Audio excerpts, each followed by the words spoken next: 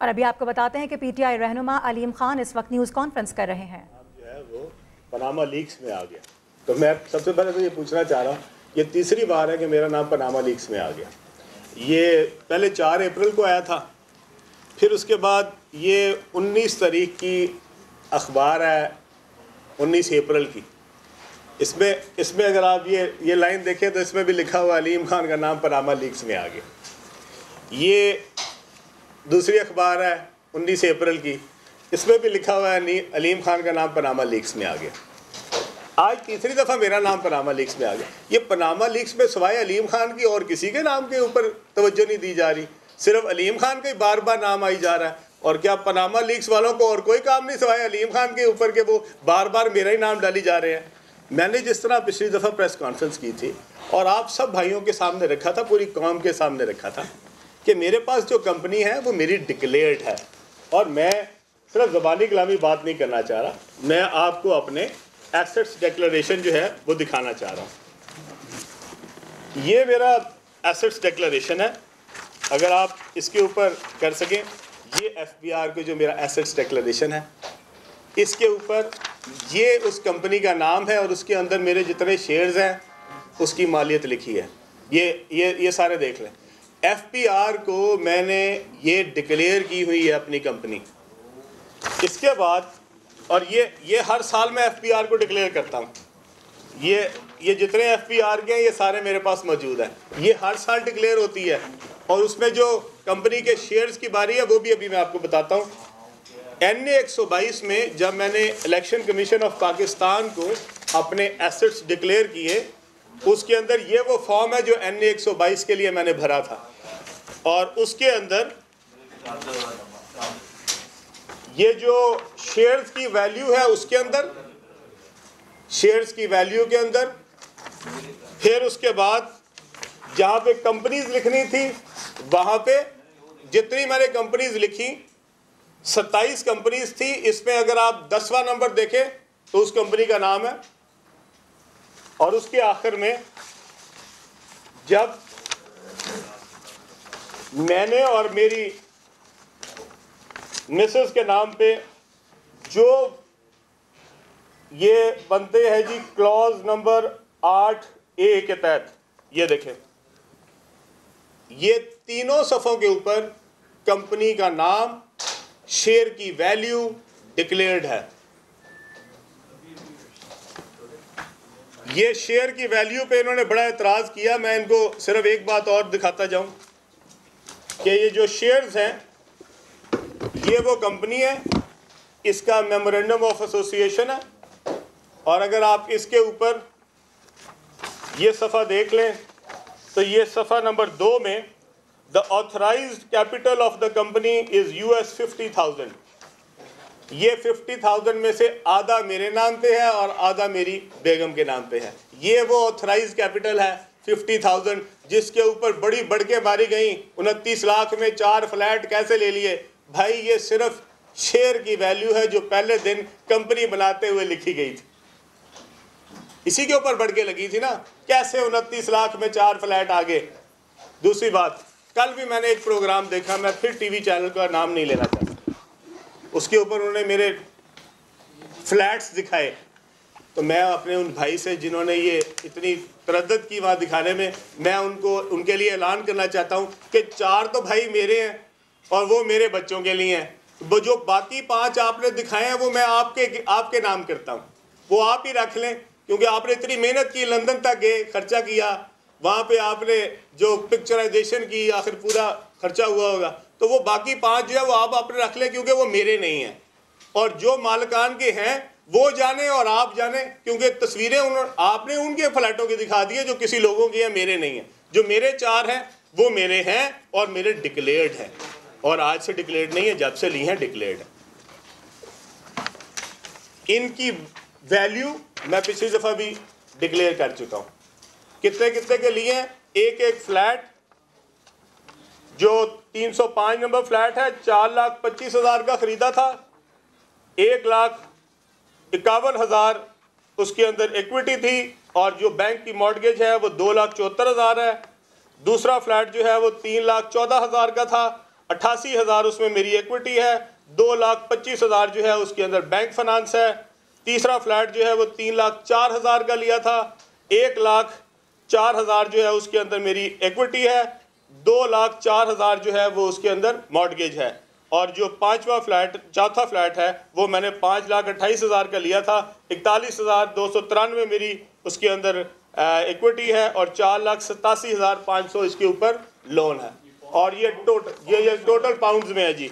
और ये जो टोटल प्रॉपर्टी है ये है 1.573 15,73,000 की ये टोटल प्रॉपर्टी है। इसमें जो लोन है बैंक का वो है 11,92,000, 15 लाख में से 11,92,000 लोन है और 3,81,000 पाउंड मेरी इक्विटी है।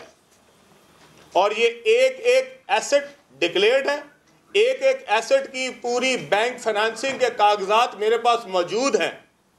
जिसने देखने हो, जिस चैनल ने देखने हो, जिस हुक्मरान ने देखने हो, वो बिस्मिल्लाह आके देख ले। जिसको हिसाब करना है आगे कर ले। मैं 3,81,000 पाउंड का जिम्मेदार हूं और मैं इसका जवाबदेह हूं। अब बाकी भी हुक्मरान बताएं कि उनके एसेट्स कितने वैल्यू के हैं, कहां पे हैं, डिक्लेयर क्यों नहीं किए गए। अगर मैं डिक्लेयर कर सकता हूं तो उन्होंने क्यों डिक्लेयर नहीं किए। 2003 से 2007 तक मैं एमपीए था, सूबाई वजीर था, एक दिन का मैं जवाबदेह हूं। कोई मेरे बारे में किसी का इख्तलाफ हो, किसी को इतराज़ हो, अगर यहाँ तक कि मेरे 5 साल के बतौर वजीर कोई एक पैराग्राफ भी ऑडिट का, एक ऑडिट ऑब्जेक्शन मेरे कोई एक पैराग्राफ भी ले आए, उसके बाद से 8 साल से मियाँ साहब सूबाई हुकूमत जिसका मैं वजीर था, सूबाई हुकूमत के ज़िम्मेदार मियाँ साहब हैं। उनसे पूछें कि अलीम खान ने बतौर वजीर अगर कोई करप्शन की थी, कोई पैसा बनाया था, कोई दरमियान में कमीशन खाई थी। ये जो आईटी टावर है ये मेरे दौर में बना था।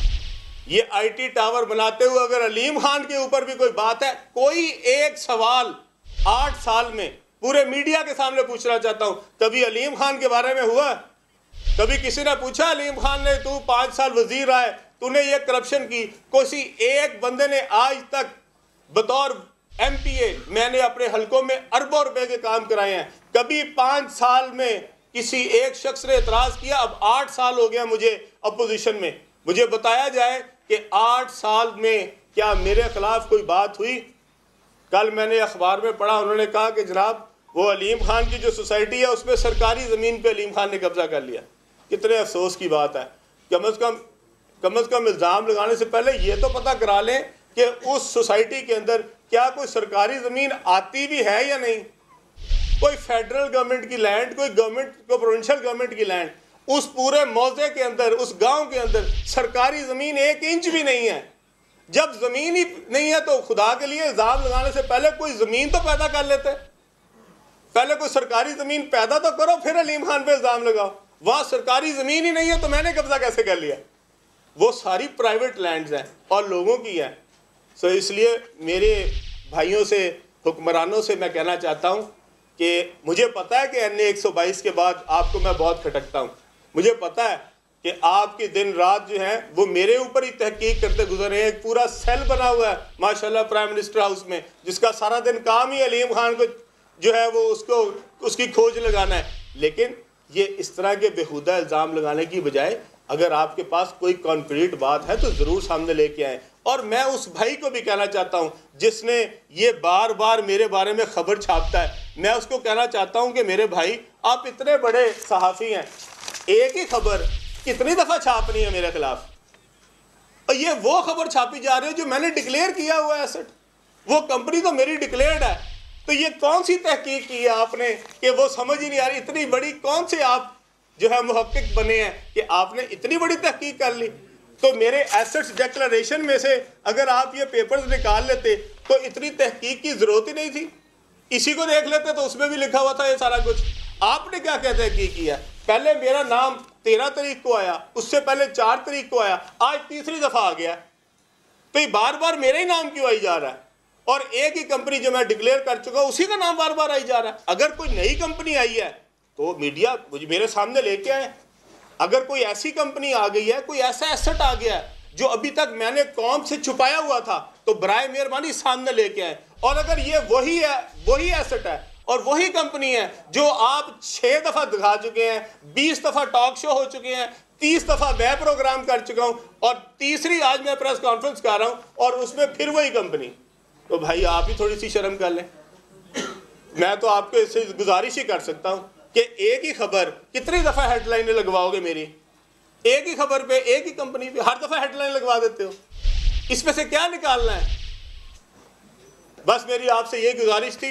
सुबह से चूंकि मीडिया जो है वो मेरा नाम जो है वो पूरे ब्रेकिंग न्यूज पे चल रहा था, तो मैंने कहा मैं जो हकायक है वो आप सबके जरिए जो है कौम तक पहुंचा दूं।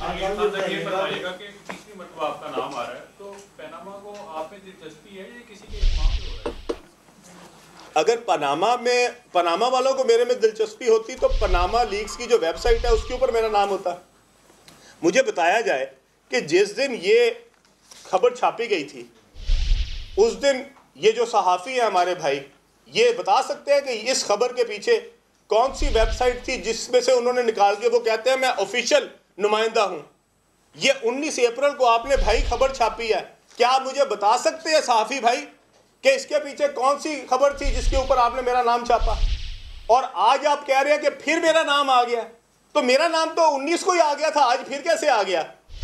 पहले मेरा नाम 4 अप्रैल को आया, फिर मेरा नाम 19 अप्रैल को आया, आज फिर मेरा नाम आ गया। ये आप ही को क्यों मेरा नाम याद आ रहा है? इसको कौन याद कराता है आपको टेलीफोन करके कि अलीम खान का नाम लेना है? कौन करवा रहा है आपको फोन? कौन बता रहा है आपको कि अलीम खान का नाम लो? जरा उसका नाम तो बता दो यार। मेरे नाम से अगर आपकी अखबार छपती है तो बराए मेहरबानी आइंदा इधर नहीं, इधर छापिएगा, इधर। अगर ये अखबार इसीलिए छपती है कि इस पे अलीम खान का नाम आएगा तो छपे, तो मुझे कोई इतराज नहीं, आप आइंदा इस पे क्या आएगा, लेकिन कोई खबर तो खुदा के लिए सही छाप लो यार, इतने बड़े साफी हो। आप क्या समझते हैं कि पनामा लीक्स में आपका नाम नहीं है? भाई मैं पनामा लीक्स की बात नहीं करता, मैं तो उस कंपनी की बात करता हूं जो ऑलरेडी डिक्लेयर्ड है, जो मैंने अपने एसेट्स में डिक्लेयर कर दिया है, जो मैंने इलेक्शन कमीशन को डिक्लेयर कर दिया, विद और विदाउट पनामा लीक। ये तो तीसरी दफा मेरा नाम आ गया, मैं कंपनी ही डिक्लेयर कर चुका हूं, तो लीक्स किस बात की हो रही हैं? ये कौन सी लीक है? देखें, लीक वो है कि अगर मेरी ये कंपनियां, या आज वो कह दें कि अलीम खान जो कंपनी आपने डिक्लेयर की थी ये वो नहीं है भाई, ये तो एक और कंपनी है जो हमने निकाली है, तो मैं इसका सजावार हूं, बिल्कुल मैं इसके ऊपर कसूरवार होऊंगा, मैं इसकी सजा लूंगा। पर जो कंपनी मैं अपने एसेट्स में डिक्लेयर करता हूं, एफबीआर को डिक्लेयर करता हूं, इलेक्शन कमीशन को डिक्लेयर करता हूं, आप हर दफा उसी को निकालते हैं और आगे मुझे कह देते हैं कि जनाब आपका नाम बड़ा खोज के हमने पनामा लीक्स में से निकाला है। और भाई ये तो मेरी एफबीआर के पास है, ये तो मेरा इलेक्शन कमीशन के पास है, आपने कहां से निकाला है? आप तीसरी बार प्रेस कॉन्फ्रेंस कर रहे हैं, जैसे आप कुछ फरमा रहे हैं, तो प्रेस कॉन्फ्रेंस करने से बेहतर नहीं है कि अगर आप समझते हैं कि आपकी किरदारकशी हो रही है तो आप कोई लीगल एक्शन लें, कोई अदालत में जाएं? जी मैं बिल्कुल जी मैं आज जो है मैंने अपने लॉयर्स को बुलाया और इंशाल्लाह ताला आज शाम तक मैं इसके ऊपर अपना फैसला करूंगा। इसके खिलाफ देखिए जी, मैं अपने सहाफ़ी भाइयों की बड़ी इज्जत करता हूं, मेरा भी ताल्लुक़ इस शोबे के साथ थोड़ी देर के लिए रहा है, लेकिन मैं समझता हूं कि बहुत हमारे जो ज़्यादातर सहाफ़ी हैं वो जिस ईमानदारी के साथ और जिस मेहनत के साथ अपने सहाफ़ती ज़िम्मेदारियाँ निभाते हैं उसमें उनको मैं क्रेडिट देना चाहता हूँ। लेकिन कुछ दरमियान में लोग ऐसे भी हैं जो शायद लोगों के आलाकार बन जाते हैं, जो शायद किसी और का एजेंडा जो है अपने हाथों के ज़रिए बेचते हैं। और मुझे बड़ा अफसोस है अपने इस सहाफ़ी भाई पे कि जिसने तीसरी बार मेरा नाम लिया, उस दिन से लेके आज तक हर टॉक शो में अलीम खान डिस्कस हो रहा है और उनको आज फिर याद आ गया है अलीम खान। ये 4 को याद आता है, 19 को याद आता है, आज फिर याद आता है। जब जब इनके पास कोई बात होती है तो ये अलीम खान का नाम जरूर शामिल कर देते हैं। ये अलीम खान का नाम लिखवा कौन रहा है? ये अलीम खान के नाम के लिए कह कौन रहा है इन सहाफ़ी को? और इस अदारे को कौन कह रहा है कि अलीम खान का नाम शामिल करो? और किन को तकलीफ है और किस तकलीफ को किसके जरिए जो है वो लोगों तक पहुंचाया जा रहा है? इसका मकसद सिर्फ और सिर्फ एक है, अलीम खान का नाम बदनाम करना। और ये कौन करना चाह रहा है? ये इसके पीछे कौन है? जरा वो सामने जो हमारे साफी भाई हैं वो जरा इसका खोज निकालें कि इनसे ये कौन लिखवा रहा है, वरना एक ही खबर बार बार लगने की तो कोई मंतक समझ नहीं आता। हुकूमत है, हुक्मरान है, उनको पता है कौन उनके। आप मुझे एक बात बताएं, पूरी पीटीआई में से क्या सिर्फ 2 बंदों के नाम नजर आ रहे हैं? क्यों जहांगीर तरीन चुप रहा है? 154 के बाद ही चुप रहा शुरू हुआ है ना। क्यों अलीम खान चुप रहा है? NA 122 के बाद ही चुप रहा शुरू हुआ है ना। ये चुप इसलिए रहे हैं क्योंकि उनको पता है कि असल खतरा किन से है, कौन से ऐसे खिलाड़ी है जिनसे उनको डर लग रहा है।